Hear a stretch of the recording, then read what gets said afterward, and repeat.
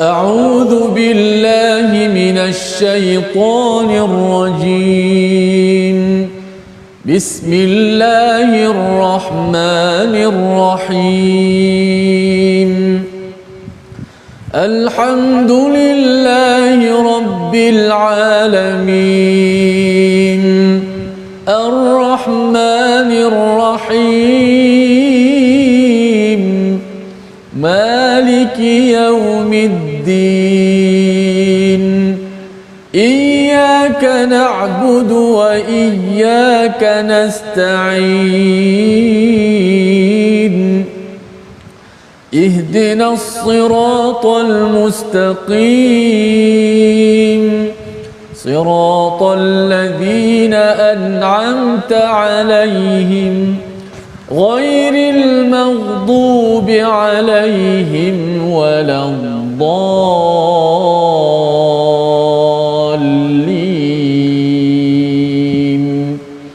آمين. Assalamualaikum warahmatullahi wabarakatuh.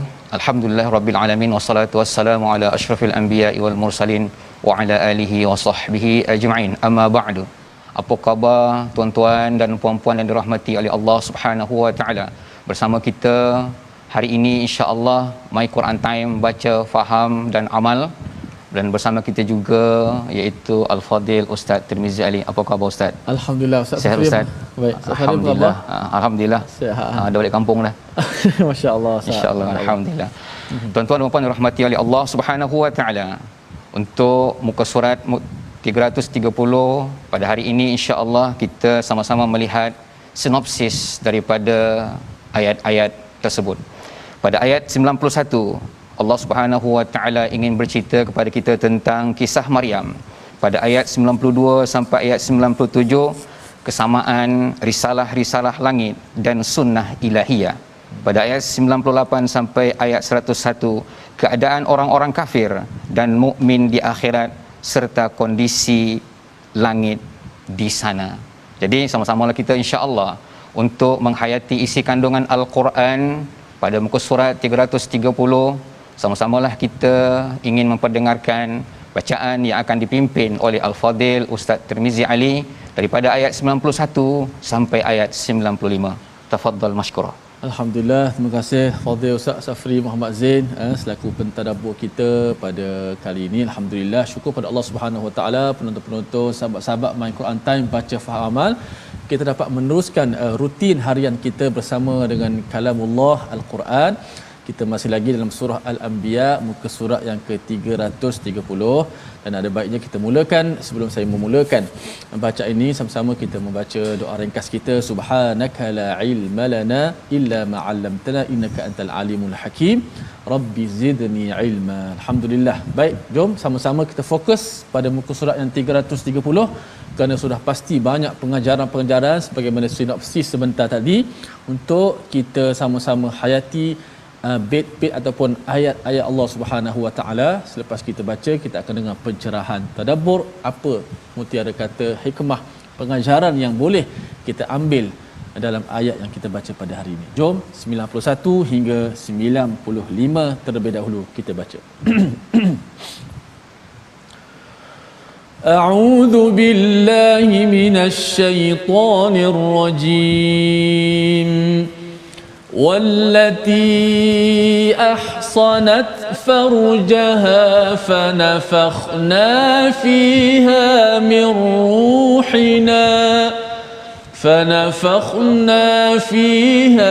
من روحنا وجعلناها وابنها آية للعالمين.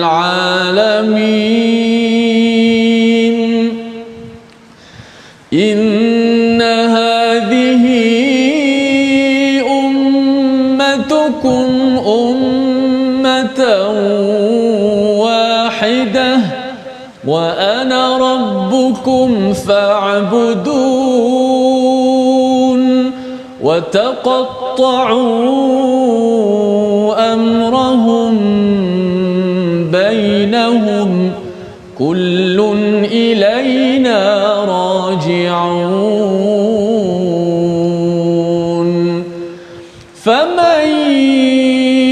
يعمل من الصالحات وهو مؤمن فلا كفران لسعيه وإنا له كاتبون وحرام على قرية أهلكناها أنهم لا يرجعون صدق الله العظيم. Sadaqallahul Azim. Itulah ayat daripada ayat 91 sampai ayat 95 yang telah dibacakan oleh Al-Fadhil Ustaz Tirmizi Ali sebentar tadi. Mudah-mudahan setiap bacaan dan setiap kalimat dan setiap ayat yang kita baca mendapatkan taufik dan hidayah daripada Allah Subhanahu wa taala. Alhamdulillah, kita dapat sama-sama meneruskan kajian kita, iaitu dalam surah Al-Anbiya. Allah Subhanahu wa taala banyak menceritakan. Kalau kita perhatikan pada ayat pada muka surat 327, Allah banyak menceritakan tentang para anbiya seperti Nabi Ayub, Ismail, Nabi Idris, Nabi Zulkifli dan Nabi Yunus alaihi salam dan Nabi Zakaria. Maka pada ayat 91 ini Allah Subhanahu wa taala menceritakan tentang Maryam dan putranya. Allah berfirman, wallati ahsanat farajaha fanafakhna fiha min ruhina waja'alnaha wabnaha ayatan lil alamin. Allah Subhanahu wa taala berfirman, dan ingatlah kisah Maryam yang memelihara kehormatannya, lalu kami tiupkan roh daripada kami ke dalam tubuhnya, kami jadikan dia dan anaknya sebagai tanda kebesaran Allah Subhanahu wa taala bagi seluruh alam. Kalau kita perhatikan, kisah Maryam ini selalu dikaitkan dengan kisah Nabi Zakaria dan Nabi Yahya, sehingga kita timbul satu pertanyaan, kenapa disebutkan kisah Maryam kaitkan dengan Nabi Zakaria dan dengan Nabi Yahya, disebutkan dalam surah Maryam dan disebutkan juga dalam surah Ali Imran, ada hubung kait. Kerana di antara kisah Yahya, kelahiran Yahya dengan kelahiran Nabi Ismail alaihissalam ada persamaan. Persamaan dia adalah menunjukkan salah satu kebesaran Allah Subhanahu wa taala. Secara logik akal manusia, bahwasanya umur yang diberikan oleh Allah Subhanahu wa taala kepada Nabi Zakaria dan isterinya yang tidak mampu untuk melahirkan seorang anak, tetapi dengan kehebatan, dengan kekuasaan Allah Subhanahu wa taala yang maha agung dapat melahirkan seorang nabi yang diberikan nama oleh Allah Subhanahu wa taala Yahya. Itu disebutkan dalam surah Maryam. Kemudian Allah sebutkan juga kisah Maryam tersebut, iaitu salah satu keajaiban, salah satu kehebatan, salah satu keagungan Allah Subhanahu wa taala yang di luar jangkaan manusia, melahirkan seorang anak tanpa ada proses perkahwinan, tanpa ada proses pernikahan. Namun Allah Subhanahu wa taala menunjukkan kepada manusia tidak mustahil bagi Allah Subhanahu wa taala untuk melahirkan manusia yang dijadikan oleh Allah Subhanahu wa taala sebagai seorang nabi, iaitu Nabi Isa alaihi salam. Kita perhatikan betapa hebatnya kekuasaan Allah Subhanahu wa taala memberikan kepada Maryam yang diberikan oleh Allah Subhanahu wa taala sesuatu yang di luar jangkaan manusia. Kenapa? Kita perhatikan kenapa ini berlaku, bahwasanya Nabi Zakaria alaihi salam sangat taat kepada Allah Subhanahu wa taala. Disebabkan ketaatan baginda, Allah Subhanahu wa taala menganugerahkan baginda seorang anak yang hebat, iaitu Nabi Yahya alaihi salam.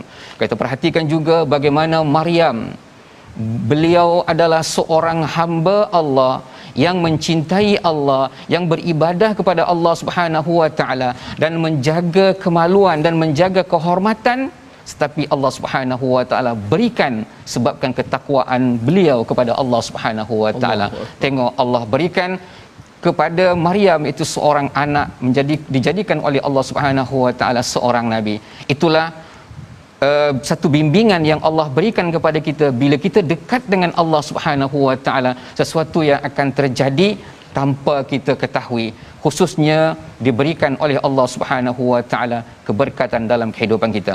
Kita beralih kepada ayat 92.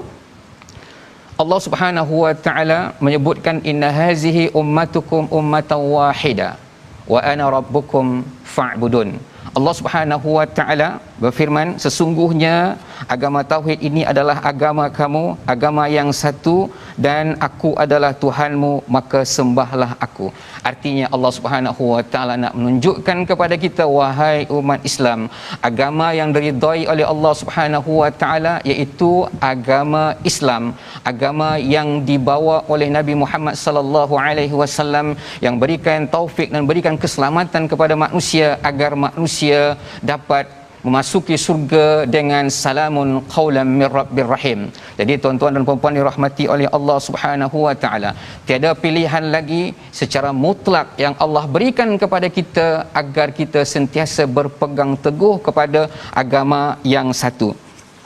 Disebutkan oleh Imam As-Sa'di, beliau mengatakan bahawa umat ini adalah umat yang dianggap sebagai umat yang besar, sebagai umat yang memiliki sesuatu kekuasaan apabila mereka memegang satu ketauhidan kepada Allah Subhanahu Wa Taala dan tidak berpecah.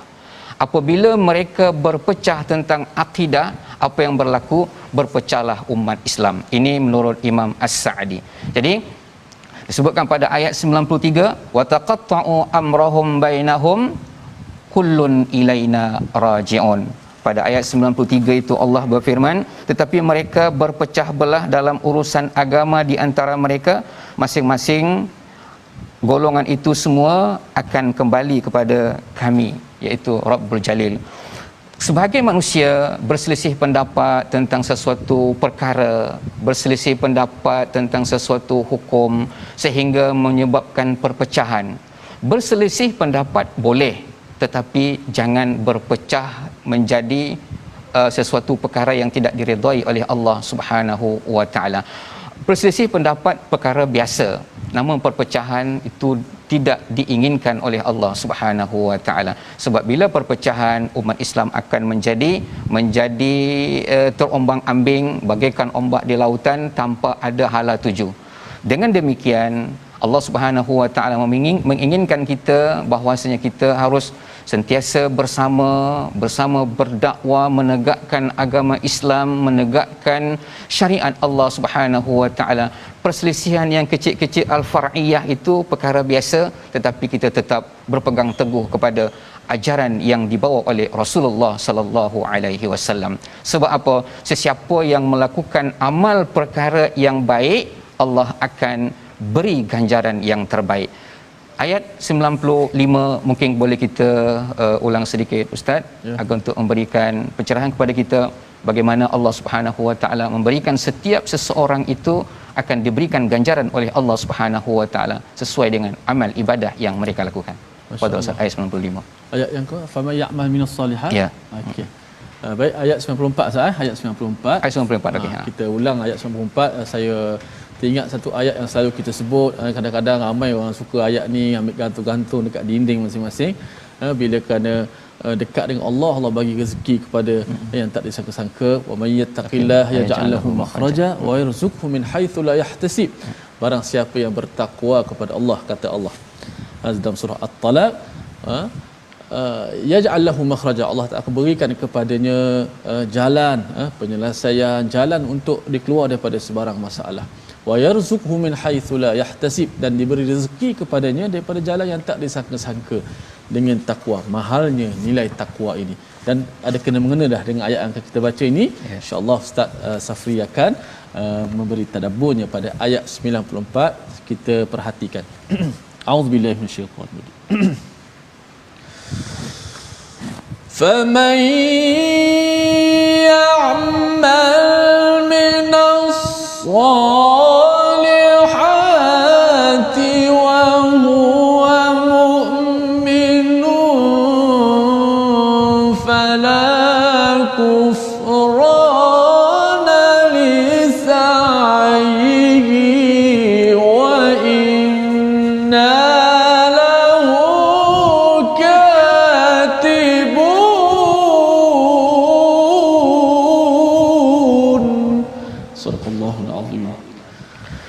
siapa melakukan kebaikan dan dia beriman kepada Allah Subhanahu wa taala, maka usahanya tidak akan diingkari atau disia-siakan, dan sesungguhnya kamilah yang mencatat untuknya.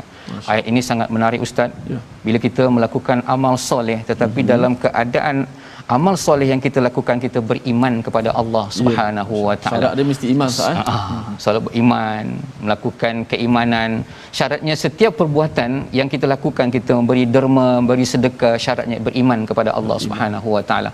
Banyak orang di luar sana memberikan tetapi dia tidak memegang atau berpegang teguh kepada tidak Islam maksud dia, ataupun tidak beriman kepada Allah Subhanahu wa taala, maka ganjaran yang tidak diberikan kepada mereka. Sebab apa? Syarat amal soleh itu adalah kena beriman kepada Allah Subhanahu wa taala.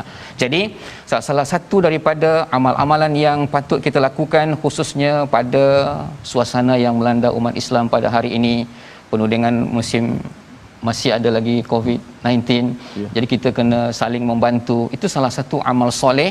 Maka perbuatan yang kita lakukan itu hanya mengharapkan mardatillah, keredaan daripada Allah Subhanahu wa taala. Bila kita melakukan setiap amal ibadah, amal-amal soleh kita lakukan dan kita dalam keadaan beriman kepada Allah Subhanahu wa taala, fala kufrana li sa'yihi wa inna lahu katibun. Dan kesungguhnya Allah Subhanahu wa taala yang akan mencatat segala apa yang kita lakukan. Artinya, tuan-tuan dan puan dirahmati oleh Allah Subhanahu wa taala, setiap amal ibadah yang dilakukan oleh seorang hamba akan diberikan ganjaran oleh Allah Subhanahu wa taala sesuai dengan amalan yang mereka lakukan, sesuai dengan keimanan yang diberikan oleh Allah Subhanahu wa taala kepada mereka. Kemudian, wa haramun ala qaryatin ahlaknaha annahum la yarji'un. Pada ayat 95 itu Allah Subhanahu wa taala menyebutkan, dan tidak mungkin bagi penduduk sesuatu negeri yang telah kami binasakan bahawa mereka tidak akan kembali kepada kami. Artinya, bila Allah dah murka, bila Allah dah membenci sesuatu kaum itu dan kaum itu dihancurkan oleh Allah Subhanahu wa taala, maka Allah tidak akan mengembalikan mereka. Kemudian Allah Subhanahu wa taala ingin menyebutkan kepada kita tentang suasana bagaimana tanda-tanda hari kiamat yang akan didatangkan oleh Allah Subhanahu wa taala, agar kita menginsafi setiap manusia akan dikembalikan kepada Allah Subhanahu wa taala dan meyakini bahawasanya kiamat itu pasti akan terjadi. Membawa resolusi, membawa kalimat kita pada hari ini, iaitu perkataan nasala, artinya melahirkan anak atau keturunan, diulang 4 kali atau disebut di dalam Al-Quran sebanyak 4 kali. Perkataan nasala ini diambil daripada perkataan nasalanul dhi'bu, artinya seekor serigala turun dengan laju. Maka dengan demikian kita berehat seketika, kita insya-Allah melanjutkan sambungan ayat daripada muka surat 330.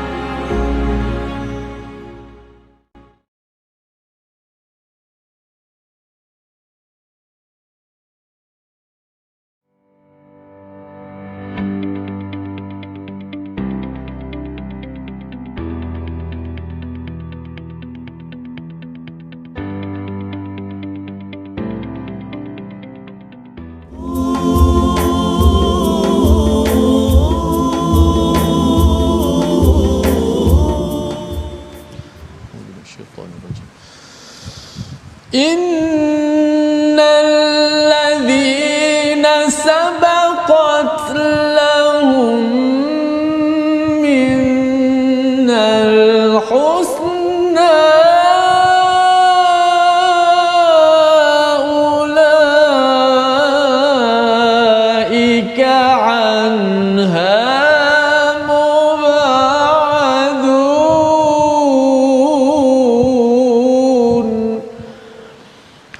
sesungguhnya sejak dahulu bagi orang-orang yang telah ada ketetapan yang baik daripada kami, mereka itu akan dijauhkan yakni daripada neraka. Moga-moga kita semua selamat, diselamatkan oleh Allah Subhanahu wa taala. Ayat yang selalu kita baca, kita berdoa, Rabbana atina fid dunya hasanah fil akhirati hasanatan wa qina azabannar. Amin ya rabbal alamin. Terima kasih kepada semua penonton-penonton, sahabat-sahabat Al-Quran, terus setia dalam My Quran Time baca faham amal. Masya-Allah, tadi muka surat ke 330 sebahagiannya telah ditadabbur oleh Ustaz Safri. Banyak pengajaran-pengajaran yang penting yang boleh kita ambil daripadanya, dengan bertakwa kepada Allah, dengan dekatkan diri kepada Allah, Allah beri rezeki kepada kita, dan kita beramal soleh dengan penuh keimanan dan keikhlasan kepada Allah, Allah berikan kepada kita, tidak akan dikurangkan walaupun sedikit, insya-Allah. Amin ya rabbal alamin. Baik, sedikit tajwid pada hari ini. Kita dalam perbahasan berkenaan suara tebal ataupun suara nipis dalam Al-Quran. Antara dua sifat ni yang memang kalau setiap huruf yang berlalu mesti sama ada dia tebal ataupun dia nipis. Kalau dia tak nipis, dia tebal. Kalau dia tebal, tak tebal, dia nipis. Okey, dua tu yang akan kita bicarakan daripada beberapa episod sebelum ini sehingga yang akan datang, supaya kita nampak bacaan tebal itu, nipis itu sangat penting dalam mempengaruhi atau bunyi sifat bacaan tersebut. Lihat di slide kita pada hari ini tentang tafkhim dan at-tarqiq, sambungan daripada semalam, yang mana huruf hijaiyah terbahagi kepada 3 bahagian berdasarkan tafkhim dan tarqiq, tebal dan nipis lah. Okey, huruf-huruf yang ditarqiqkan pula yang kedua. Semalam yang tebal, hari ini yang kedua, huruf-huruf yang ditarqiqkan ataupun maksudnya dinipiskan atau dikenali sebagai huruf muraqqaqah, yang mana huruf-hurufnya ada 19, bermula daripada hamzah, ba, ta, tha, jim, ha, da, za, za, sin, sa, sha, a, fa, ka, ma, na, wa, ha, ya. Saya sebut dalam keadaan berbaris terus supaya nampak huruf tu semuanya condong ataupun suaranya suara tidak tebal, suaranya dinipiskan. Kalau kita lihat contoh ayat yang kita baca dalam ayat 91 sebentar tadi, halaman yang ke-330 ini, surah Al-Anbiya, وَجَعَلْنَاهَا وَابْنَهَا آيَةً لِلْعَالَمِينَ. Dalam kesemua huruf dalam ayat yang saya baca tadi tu, semuanya sifatnya nipis. وَجَعَلْنَاهَا وَابْنَهَا آيَةً.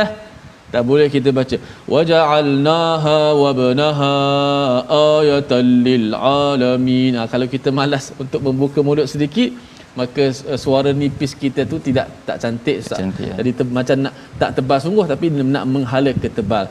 Walaupun tidak sampai ubah makna, tapi bunyinya tidak sesuailah dengan huruf-huruf tersebut. Contoh juga yang kedua, lahum fiha, jangan fiha, lahum fiha zafirun wa hum fiha la yasma'un. Itu sebahagian daripada contoh-contoh huruf-huruf yang ditarqiqkan ataupun huruf yang kita baca dengan nipis dalam bacaan Al-Quran. Wallahu a'lam. Masya-Allah Ustaz, kalau huruf Al-Quran ni kita baca dengan sempurna, kita baca dengan sesuai dengan makhraj sifat, akan datang satu keindahan dalam setiap bacaan. Betul Ustaz, betul. Terutama kita baca ayat Al-Quran kalamullah, yang diturunkan oleh Allah Subhanahu Wa Taala, kita nak buat main-main apa agak-agak Ustaz. Sedangkan cakap kita pun kalau diajuk-ajukkan oleh orang pun buat salah, kita rasa tak kecil hati kan. Betul. Jadi hendaklah kita sama-sama semangat, kuatkan azam kita sentiasa bersungguh-sungguh membaca Al-Quran dengan harapan Allah Subhanahu Wa Taala meridhakan kita, insya-Allah. Tuan-tuan dan puan dirahmati oleh Allah Subhanahu Wa Taala, kita tadi telah melihat bagaimana ayat Al-Quran telah memberikan pencerahan kepada kita agar kita sentiasa mengambil iktibar daripada kisah-kisah yang disebutkan oleh Allah Subhanahu Wa Taala, dan Allah Subhanahu Wa Taala menekankan kepada kita, kita adalah sebagai umat yang satu, umat yang mentauhidkan Allah Subhanahu Wa Taala, umat yang beriman kepada Allah, Allah yang satu. Kemudian Allah Subhanahu Wa Taala memberikan setiap amal ibadah yang kita lakukan dalam keadaan kita beriman kepada Allah Subhanahu Wa Taala, Allah akan memberikan ganjaran yang terbaik bagi orang-orang yang beriman. Kita meneruskan lagi insya-Allah tuan-tuan dan puan dirahmati oleh Allah Subhanahu Wa Taala daripada ayat 96 sampai ayat 100 satu yang akan dibacakan oleh Al-Fadil Ustaz Tirmizi Ali. Falyatafaddal mashkura. Baik. Terima kasih Ustaz Safri. Masya-Allah, kita akan meneruskan lagi ayat yang ke-96 hingga 101. Menarik ya. Saya pun ingin nak dengar kupasan daripada Ustaz Safri sebab ada perkataan Ya'juj Ma'juj di situ. Sudah pasti ramai yang bertanya apa Ya'juj Ma'juj. Pada surah Al-Kahfi pada hari itu hari Ustaz Fazrul dah terang kepada kita, sampai surah Al-Anbiya ada sekali lagi apabila dibuka tembok Ya'juj Ma'juj apa yang berlaku. Kita baca terlebih dahulu ayat 96 hingga 101. Jom. أعوذ بالله من الشيطان الرجيم حتى إذا فتحت يأجوج ومأجوج وهم من كل حدب ينسلون واقترب الوعد الحق فإذا هي شاخصة أبصار الذين كفروا يا ويلنا قد كنا في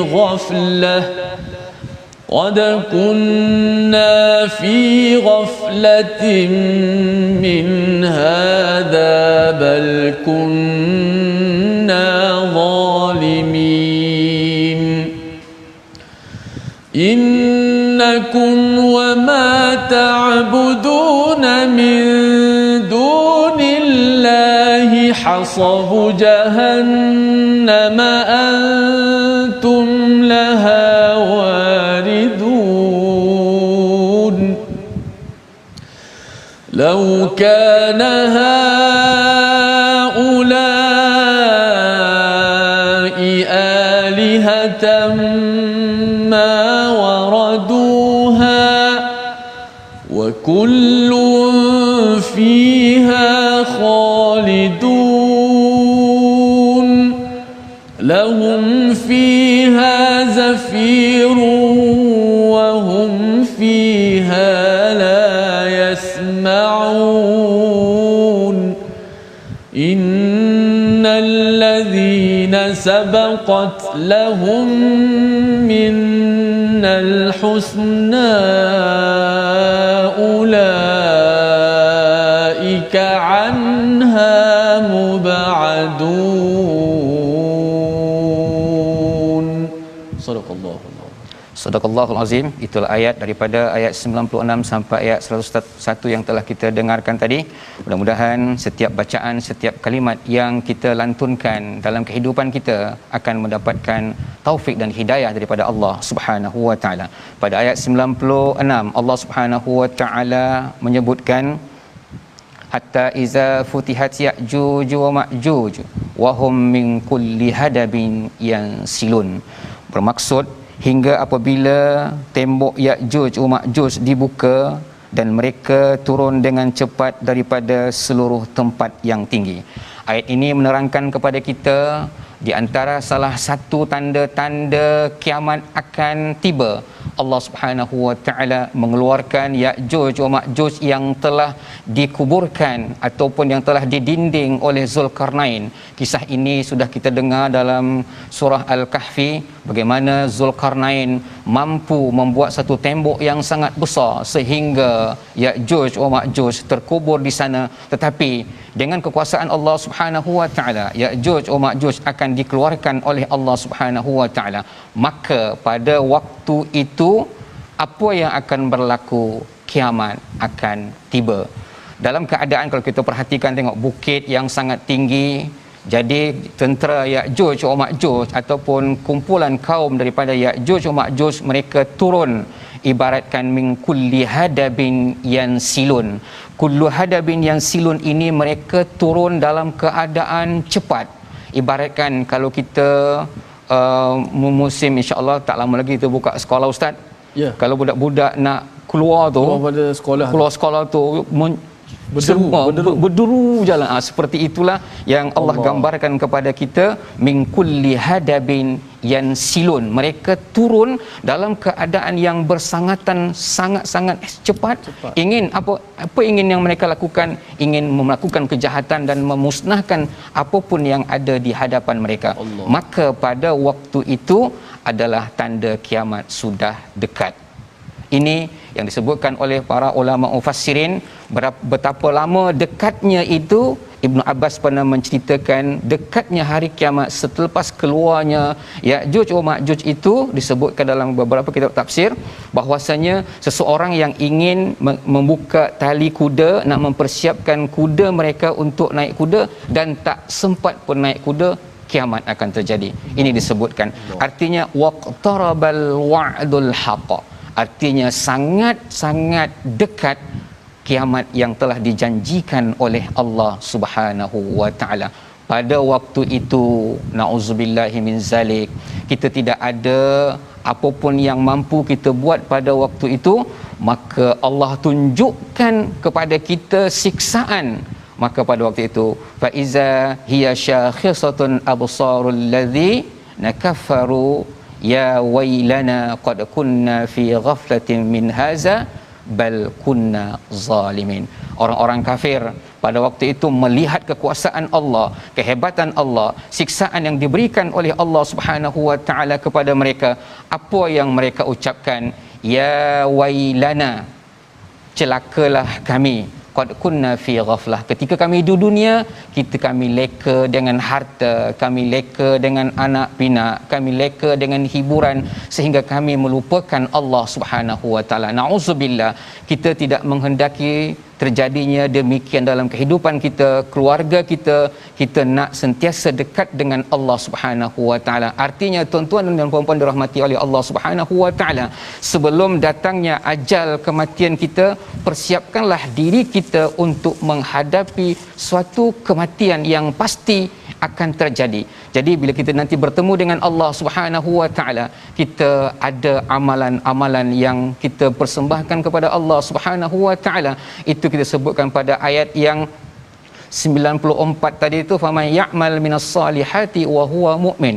Mereka melakukan ibadah kepada Allah dalam keadaan beriman kepada Allah Subhanahu wa taala. Jadi Allah Subhanahu wa taala membimbing manusia agar tidak lalai untuk mengingati Allah Subhanahu wa taala. Kemudian Allah Subhanahu wa taala menyebutkan pada ayat 80, pada ayat 98 ini, innakum wa ma ta'buduna min dunillahi hasabu jahannam antum laha waridun. Ayat ini disebutkan dalam kitab sirah, iaitu disebutkan dalam kitab sirah Muhammad bin Ishaq mengatakan bahwasanya pada suatu ketika Nabi sallallahu alaihi wasallam masuk ke Masjidil Haram. Pada ketika itu patung berhala sebanyak 360 patung. Kemudian datang seseorang daripada kaum Quraisy menghalang Nabi sallallahu alaihi wasallam untuk mendekati Kaabah atau mendekati Masjidil Haram. Kemudian apa kata Nabi sallallahu alaihi wasallam? Kamu dan patung-patung kamu akan dimasukkan oleh Allah Subhanahu wa taala ke dalam neraka. Artinya patung-patung yang mereka sembah itu akan dimasukkan oleh Allah Subhanahu wa taala. Innakum wa ma ta'buduna min dunillahi hasabu jahannam. Kamu dan apa yang kamu sembah itu akan dimasukkan oleh Allah Subhanahu wa taala di dalam api neraka. Perkataan tersebut didengar oleh Ibnu Ziba'rah. Ibnu Ziba'rah ini mengatakan bahwasanya jumpakan aku dengan Muhammad, aku nak menyerang Nabi Muhammad supaya Nabi Muhammad ni tutup ataupun terhenti daripada berdakwah untuk mengajak kita menyembah Allah Subhanahu wa taala dan meninggalkan patung berhala kita. Kemudian seorang Ibnu Ziba'rah ini mengatakan, ya Muhammad, kalau seandainya demikian, setiap apa yang kami sembah itu akan dimasukkan ke dalam api neraka. Berarti orang Yahudi menyembah Uzair dan orang Nasrani menyembah Isa dan masyarakat Arab yang lainnya menyembah malaikat. Berarti mereka ini juga dimasukkan ke dalam api neraka. Maka Allah Subhanahu wa taala menyebutkan innal ladzina sabaqat lahum minnal husna ulaika anha mubadun. Orang-orang yang ataupun benda-benda yang disembah oleh mereka, terutama Nabi Isa dan Uzair dan malaikat itu tidak menyukai apa yang mereka lakukan, mereka ini dijauhkan oleh Allah Subhanahu wa taala. Kemudian yang menariknya Ustaz, kenapa agak-agak kan? Kenapa agak-agak patung berhala tu tak ada pun nyawa dia, benda mati. Tetapi kenapa dia juga dimasukkan ke dalam api neraka? Jadi untuk demikian kita minta Ustaz untuk baca balik ayat 98. 98. Okey. Kenapa tu? Satu persoalan yang tidak bernyawa pun ada yang dimasukkan sekali dalam neraka. Sudah pasti ada jawapannya dan kita baca terlebih dahulu pada ayat yang ke-98. Innakum wa ma ta'buduna min dunillah. A'udzubillahi minasyaitanir rajim. Innakum wa ma ta'buduna min dunillahi hasabu jahannam antum laha waridun.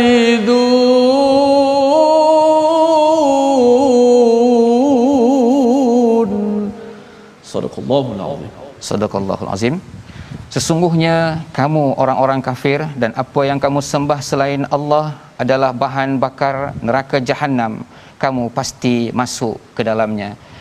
Allah Subhanahu wa taala memberikan peringatan kepada kita, wahai manusia, apapun yang kamu sembah dan yang kamu sembah itu akan bersama kamu dalam api neraka dan menjadi bahan bakar agar api yang ada di dalam api neraka itu makin besar sehingga kamu disiksa oleh Allah Subhanahu wa taala. Pertanyaan dia di sini, apa hikmah Allah Subhanahu wa taala menyebutkan bahwasanya yang disembah patung berhala itu yang tidak ada nyawa, benda mati, tetapi dimasukkan sekali bersama mereka ke dalam api neraka. As-Sa'di menyebutkan hikmah dari dimasukkan patung berhala dalam neraka, padahal patung tersebut tidak ada bernyawa dan tidak mampu untuk melakukan apa-apa. Yang pertama adalah untuk menjelaskan sembahan yang mereka sembah itu adalah bukan Tuhan yang patut disembah. Kemudian yang kedua, agar ditambahkan siksaan kepada mereka atas kekufuran yang mereka lakukan. Na'udzubillah. Mudah-mudahan kita dijauhkan diri kita daripada sifat mensyirikkan Allah Subhanahu wa taala. Kemudian Allah Subhanahu wa taala menyebutkan pada ayat 99, "Lau kana haula'i alihatan ma waraduha wa kullun fiha khalidun." Ini merupakan hujah yang Allah berikan kepada Nabi Muhammad sallallahu alaihi wasallam ketika Nabi Ibrahim disiksa, dimasukkan ke dalam api yang sangat besar. Ibrahim juga mengatakan bahawa patung berhala yang mereka sembah itu tidak mampu memberikan sesuatu kemudaratan dan memberi manfaat kepada orang yang menyembahnya. Maka pada ayat ini juga Allah Subhanahu wa taala menyebutkan bahwasanya apapun yang mereka sembah, berhala yang mereka sembah itu tidak dapat memasukkan diri mereka kepada jalan yang baik, tetapi mereka, patung-patung tersebut tidak dapat menahan mereka untuk masuk ke dalam api neraka, tetapi semua mereka kekal di dalam api neraka. Kemudian gambaran yang Allah tunjukkan di dalam api neraka tersebut pada ayat yang ke-100, Allah Subhanahu wa taala menyebutkan lahum fiha zafirun wa hum fiha la yasmaun. Mereka merintih dan menjerit di dalamnya, di dalam neraka, dan mereka di dalamnya tidak dapat mendengar. Artinya yang digambarkan oleh beberapa kitab ilmu tafsir, digambarkan apabila seseorang itu masuk dalam api neraka diibaratkan masuk dalam suatu peti.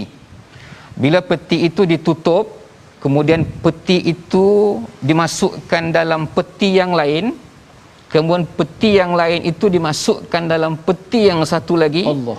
peti yang satu lagi itu dimasukkan dalam satu peti yang lagi, apa agak-agak dengar tak jeritan, tangisan dan raungan kita pada waktu itu tidak akan dapat didengari oleh sesiapa pun. Mintalah tolong, tidak ada pertolongan melainkan pertolongan Allah Subhanahu wa taala. Maka tuan-tuan dan dirahmati oleh Allah Subhanahu wa taala, ayat pada muka surat ini adalah satu gambaran kepada kita agar kita menjadikan Al-Quran sebagai pegangan hidup kita, agar kita menjadikan Al-Quran sebagai motivasi kehidupan kita, agar kita menjadi insan yang diberkati oleh Allah Subhanahu wa taala. Maka pada muka surat ini ditutup dengan innal ladzina sabaqat lahum minnal husna ulaika anha mubadun. Allah Subhanahu wa taala berfirman yang mafhumnya, sesungguhnya sejak dahulu bagi orang-orang yang telah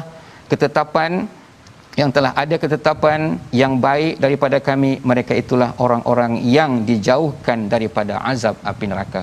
Inilah harapan kita agar kita menjadi insan yang sentiasa dekat dengan Allah Subhanahu wa taala, agar kita sentiasa mengabdikan diri kepada Allah Subhanahu wa taala sebagaimana yang dicontohkan oleh para anbiya dan para rasul-rasul yang telah kita sebutkan sebelum ini.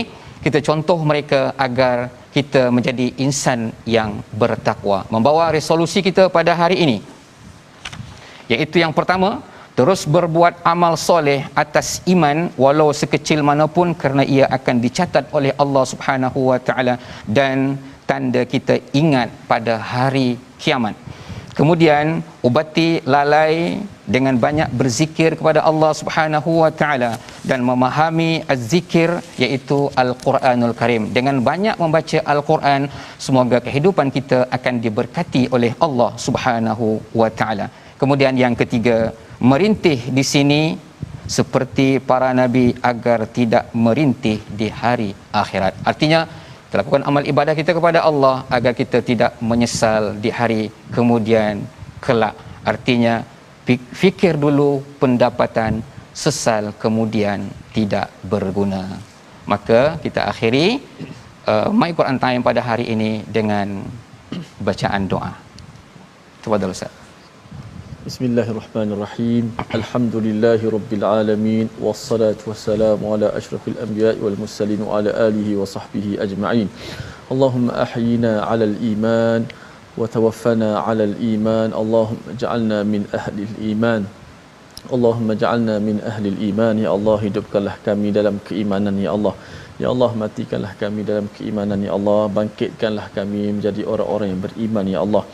Ya Allah, jadikanlah kami orang-orang yang sentiasa beriman kepadamu ya Allah dan menghubungkan iman dengan amal soleh ya Allah. Berilah kekuatan kepada kami untuk sentiasa kami lakukan kebaikan ya Allah.